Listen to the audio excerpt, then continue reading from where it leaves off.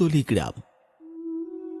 শীতের রাত, কুয়াশায় চারিদিক একেবারে ঢেকে আছে। এমনিতেই অন্ধকার রাত, তার মধ্যে এই ঘন কুয়াশা যেন অন্ধকারকে আরো দ্বিগুণ বাড়িয়ে দিয়েছে। সবে বাজে মাত্র সন্ধে 7টা, তাতেই বাড়ির বাইরে মানুষের ছায়া পর্যন্ত খুঁজে পাওয়া দুষ্কর। এই গ্রামের ছোট বড় সব দোকানগুলো বন্ধ হলেও হরিশ কাকার চায়ের দোকান রাত 12টার আগে কখনোই বন্ধ হয় না।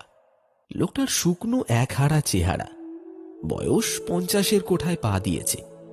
তবে বয়স 50 হলেও লোকটি এখনো অবিবাহিত।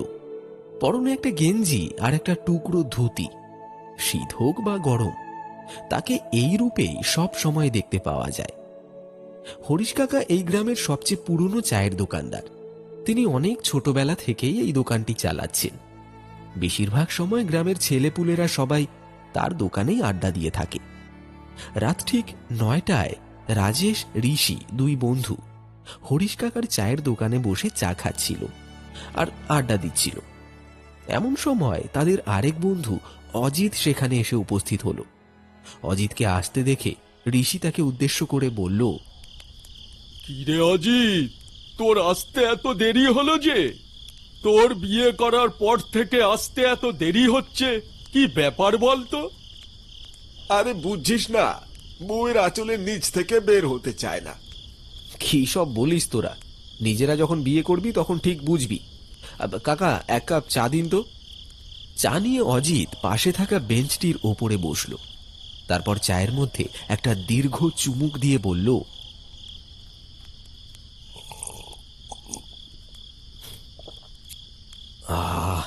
হরিশ কাকা, চাটা কিন্তু বেশ বানিয়েছো। হরিশ কাকার চা বরাবরই খুব ভালো হয়, সেটা সবাই জানে। তুই কথা ঘোরাচ্ছিস কেন সেটা বল। তুই বউকে বেশি ভয় পাস নাকি ভূতকে? বউকে তো ভয় পাই না, বাকি থাকলো ভূত। সেটাকে তো কোনোদিন চোখেই দেখিনি, শুধু গল্প আর কাহিনীতেই শুনেছি। তা বেশ বলেছিস অজিত, আসলেই আমরা তো কেউই কখনো ভূত দেখিনি, তাহলে ভূতের কথা শুনলেই এত ভয় লাগে কেন? হ্যাঁ, ঠিক বলেছিস। আচ্ছা হরিশ কাকা, আপনি কি কখনো ভূত দেখেছেন? বিয়ে কেন করেননি সেটা জিজ্ঞাসা করলে তো আপনি কিছুই বলেন না, কিন্তু ভূত দেখলে সেটা অবশ্যই আপনাকে বলতে হবে। হ্যাঁ কাকা, শোনান না একটা ভূতের গল্প। ঠিক আছে, তোমরা যখন এত করে বলছো তাহলে আজ তোমাদের একটা ভূতের গল্প শোনাবো আর ভূত দেখাবো। আমার যখন 10-12 বছর বয়স, তখন আমার বাবা মা দুজনেই একটি সড়ক দুর্ঘটনায় মারা যায়। আপন বলতে আমার এই পৃথিবীতে কেউ ছিল না। প্রথমে লোকেদের বাসায় চেয়ে চেয়ে খাবার খেতাম। কেউ খাবার দেয়, আবার কেউ দূর দূর করে তাড়িয়ে দেয়। তারপর ভাবলাম কাজ করব, কিন্তু ছোট বলে কেউ কাজ দিত না। বাবার দেওয়া ছোট্ট একটা বাড়ি ছাড়া আমার আমার আর কিছুই ছিল না। এরপর আজ আমি যেখানে দাঁড়িয়ে আছি সেখানে একটা টেবিল আর একটা টুল নিয়ে চা বিক্রি করতে লাগলাম। সাথে স্কুলের পড়াশোনাও চালিয়ে যেতে লাগলাম। সকালে চা বিক্রি করে স্কুলে যেতাম, আবার স্কুল শেষ করে দোকানে বসতাম। অত্যন্ত অসহায় মানুষগুলো যে নিজের চেষ্টায় কিছু করতে পারে, সেটা এই নিষ্ঠুর সমাজকে আমি দেখিয়ে দিতে চেয়েছিলাম। আমি যখন অষ্টম শ্রেণী থেকে নবম শ্রেণীতে সবে মাত্র উঠেছি, তখন নীরু নামে একটি মেয়ের সাথে আমার পরিচয় হয়। পরিচয় বললে ভুল হবে, মেয়েটি আমার সাথে একই স্কুলে পড়তো।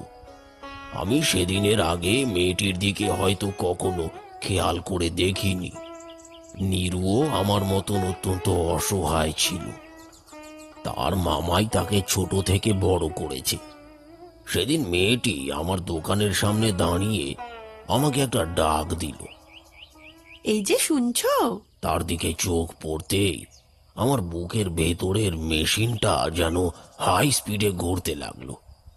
তার ঘন কালো চুলগুলো মুখের ওপর দুলছিল, আর তার ভ্রুর মাঝখানের টিপ যেন তার সৌন্দর্যকে আরো বাড়িয়ে দিয়েছিল।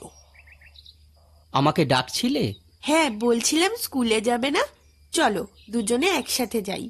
আমি যেন এমন একটা প্রস্তাবের জন্য প্রস্তুত ছিলাম না, তাই আমতা আমতা করে নীরুকে বললাম। হ্যাঁ হ্যাঁ, যাবো। ঠিক আছে, চলো যাই। এতটাই অবাক হয়েছিলাম যে দোকান খোলা রেখেই নীরুর সাথে সেদিন স্কুলে চলে যাই। এরপর থেকে নীরু প্রতিদিন সকালে আমার চায়ের দোকানে আসতো। দোকানে বসে এক কাপ চা খেয়ে তারপরে আমাকে সঙ্গে নিয়ে স্কুলে যেত। ধীরে ধীরে আমাদের মধ্যে একটা প্রেমের সম্পর্ক তৈরি হয়। আমি নীরুকে যতটা না ভালোবাসতাম, নীরু আমাকে তার চেয়ে অনেক বেশি ভালোবাসতো। জানো তো হরিশ, তোমার হাতের চায়ে জাদু আছে। তুমি এই গেঞ্জি আর ধুতি পরে যখন চা তৈরি করো, তখন তোমাকে দেখতে না দারুণ মিষ্টি লাগে। সব সময় এরকমই থেকো। আমাদের দিনগুলো বেশ ভালোই কাটছিল। স্কুল শেষ করে আমি কলকাতা বিশ্ববিদ্যালয়ে চান্স পাই। ভালো একটা চাকুরির আশায় চলে গেলাম কলকাতায়। নীরুও দ্বিমত করেনি, সেও চেয়েছিল আমি ভালো একটা চাকুরি করে তারপর তাকে বিয়ে করি। এখন যেরকম ফোন আছে, তখন তো আর ফোন ছিল না। আমরা মাঝে মধ্যেই চিঠি আদান প্রদান করতাম। পড়াশোনার চাপে 1 বছর গ্রামে আসতে পারিনি। 1 বছর পরে যখন বাড়িতে ফিরলাম, পথে আমার সাথে দেখা হয় রঘুর। রঘু আমার বাল্য বন্ধু, একসঙ্গেই পড়াশোনা করেছিলাম আমরা। রঘু আমাকে দেখেই বলল, আরে কিরে দোস্ত, কেমন আছিস? এই তো রে, ভালো। তারপর তোর কি খবর বল? আমি ভালো আছি। আচ্ছা দোস্ত, তুই কি নীরুর বিষয়ে কিছু শুনেছিস? আমি তো এখন নীরুর বাড়ি যাচ্ছি। 3 মাস থেকে অনেক চিঠি লিখেছি, কিন্তু সে চিঠির কোনো উত্তর দিচ্ছে না। আরে নীরুর তো বিয়ে হয়ে গেছে পাশের গ্রামের প্রধানের ওই পাগল ছেলেটার সাথে। আর কি কি বলছিস তুই? এই না না না, তুই ভুল কিছু শুনেছিস। আমি এক্ষুনি যাব নীরুর কাছে। আরে হরিশ, আমার কথা তো শোন। আরে দাঁড়া হরিশ, দাঁড়া, আমার কথাটা শোন। রঘুর কথা শুনে আমার মাথায় যেন আকাশ ভেঙে পড়ল। আমার নিঃশ্বাস যেন বন্ধ হয়ে আসছিল। গ্রামের রাস্তা সন্ধে হয়ে এসেছে, আশেপাশে কোনো গাড়ি ঘোড়াও নেই। আমি পাগলের মতন দিশেহারা হয়ে নীরুর শ্বশুর বাড়ির দিকে ছুটলাম। আর বারবার একটা কথাই ভাবছিলাম, নীরু আমার সাথে এটা করতে পারলো? সে তো আমাকে ভালোবাসতো, তাহলে এমন কেন করলো? ছুটতে ছুটতে আমি গ্রাম প্রধানের বাড়ির সামনে এসে দাঁড়িয়ে পড়লাম। দাঁড়িয়ে দাঁড়িয়ে ভাবতে লাগলাম, আমার কি ভেতরে যাওয়াটা ঠিক হবে? না, ওর তো বিয়ে হয়েছে। এখন যদি আমার কারণে আবার শ্বশুর বাড়িতে কোনো গন্ডগোল বাঁধে। অনেক ভেবে আমি সিদ্ধান্ত নেই ফিরে যাব। আর ঠিক সেই সময় আমি দেখি গ্রাম প্রধানের বাড়ির দরজাটি আপনা আপনি খুলে গেল, আর বাড়ির ভেতর থেকে ভেসে আসছিল একটা একটা অতি পরিচিত কণ্ঠের আর্তনাদ। হরিশ, হরিশ, তুমি কোথায়? আমি তখন বাড়ির ভেতরে যাওয়া থেকে নিজেকে আর আটকে রাখতে পারলাম না। আমি ভেতরে প্রবেশ করতেই সবকিছু একদম নিস্তব্ধ হয়ে গেল। রাতের আধারে সবকিছু অন্ধকারাচ্ছন্ন। বাড়িতে কোনো আলো নেই, কোনো আওয়াজও নেই। আমার পায়ের আওয়াজটাই যেন বারবার আমার কানে এসে বাজছিল। আমি নীরুর নাম ধরে চিৎকার করতে লাগলাম। নীরু, তুমি কোথায়? হ্যাঁ, দেখো আমি এসেছি। তুমি ভয় পেও না, বেরিয়ে এসো, আমি তোমাকে নিতে এসেছি নীরু। আমার চিৎকারে এই ভয়ঙ্কর পরিবেশটার কোনো উন্নতি হলো না। আমার কথার কোনো প্রত্যুত্তর ভেসে এলো না। বাড়িটা দেখে মনে হচ্ছিল অনেক দিন ধরে বাড়িটা কেউ পরিষ্কার করেনি। আমি চারিদিক ভালো করে দেখছিলাম আর নীরুকে খুঁজছিলাম। হঠাৎ করে আমার সামনে এলোমেলো চুলে আর ছেঁড়া কাপড়ে একটা পাগল এসে দাঁড়ালো।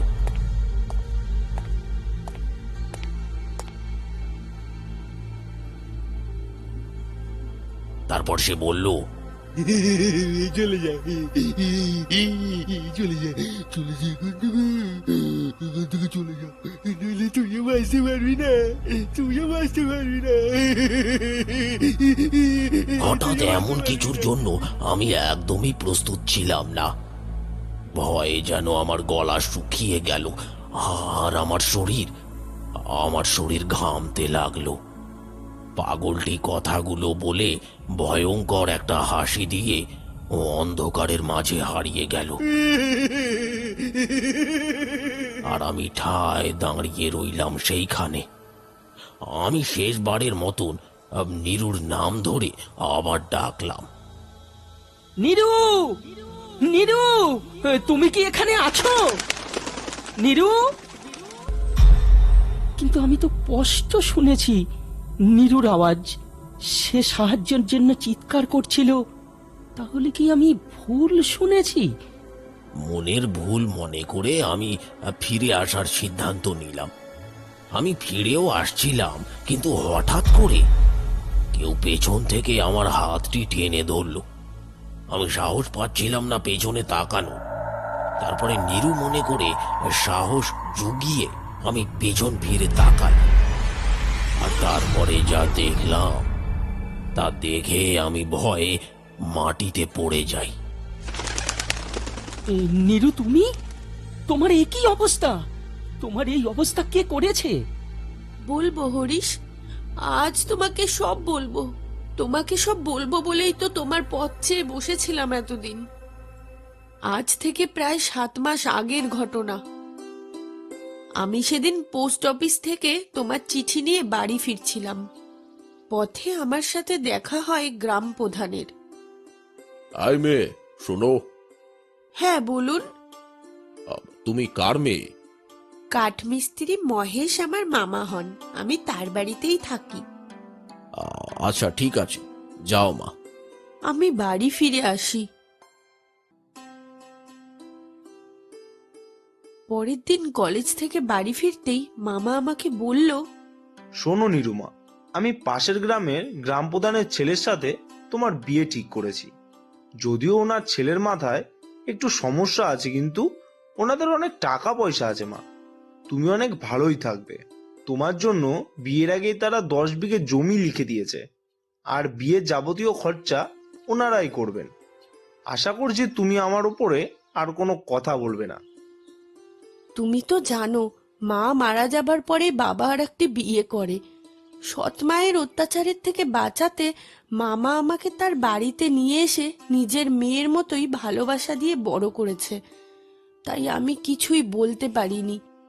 পরের দিন আমার বিয়ে হয়ে গেল গ্রাম প্রধানের পাগল ছেলেটির সাথে। বিয়ের দিন রাত থেকেই শুরু হলো আমার ওপর অমানবিক অত্যাচার। পশু নামক গ্রাম প্রধান আমার ওপর জবরদস্তি করত। রোজ রাতে আমাকে তার কাছে থাকতে হতো। সে আমাকে বিভিন্নভাবে নির্যাতন করত। এই যে দেখছো আমার মুখে কালো কালো দাগ, জানো একদিন তোমার একটা চিঠি পেয়েছিল আমার বিছানার নিচ থেকে। তারপরেই সে আগুন দিয়ে এভাবে আমার মুখ পুড়িয়ে দিয়েছে। আর আমার পাগল স্বামী এইসবের কিছুই বুঝতো না। সে এইসব অত্যাচার সহ্য করতে না পেরে একদিন রাতে আমি গ্রাম প্রধানের দুধের গ্লাসে বিষ মিশিয়ে তাকে মেরে ফেলি, আর নিজেও সেই বিষ পান করি। আর আমিও চলে যাই এই কষ্টের জীবন ত্যাগ করে। আমি অনেকবারই তোমাকে সবকিছু জানাতে চেয়েছি, কিন্তু জানাতে পারিনি। আমার জীবনটা তো নষ্ট হয়েছে। আমি চাইনি তোমার জীবনটাও নষ্ট হোক। তুমি আমাকে ভুল বুঝো না। আমি তোমাকে অনেক ভালোবাসি, আর আমি তোমাকে ঠকাইও নি। কথাগুলো বলে এক বুক কষ্ট নিয়ে সে কোথায় যেন হারিয়ে গেল। তবে এখন সে রোজ আসে আমার কাছে। আমরা দুজনে আগের দিনের মতোই চা খাই, গল্প করি। তারপর আবার সে চলে যায়। আমি অনেক ভালো চাকুরি করতে পারতাম, কিন্তু করিনি, কারণ আমার হাতের চা নীরুর ভারী পছন্দ। আমার অনেক পোশাক আছে, কিন্তু আমি সারা জীবন শুধু নীরুর জন্য এমন পোশাক পরে থাকি, কারণ তাকে আমি এখনো খুব ভালোবাসি। হয়তো তোমাদের বিশ্বাস হবে না বা আমাকে পাগল মনে করতে পারো, তবে আজ তোমাদের সেটাও প্রমাণ দেব। তোমরা ওই ওই ওই পাশের গাছটির পেছনে গিয়ে লুকিয়ে থাকো। নীরুর আসার সময় হয়েছে, একটু বাদেই সে আসবে। হরিশ কাকার কথা মতো তারা গাছটির পেছনে গিয়ে লুকিয়ে থাকল। খানিকক্ষণ বাদে দেখা গেল সুন্দর একটি মেয়ে হরিশ কাকার চায়ের দোকানে এসে বসেছে। তারপর তারা দুজনে চা খেতে খেতে অনেকক্ষণ গল্প করল।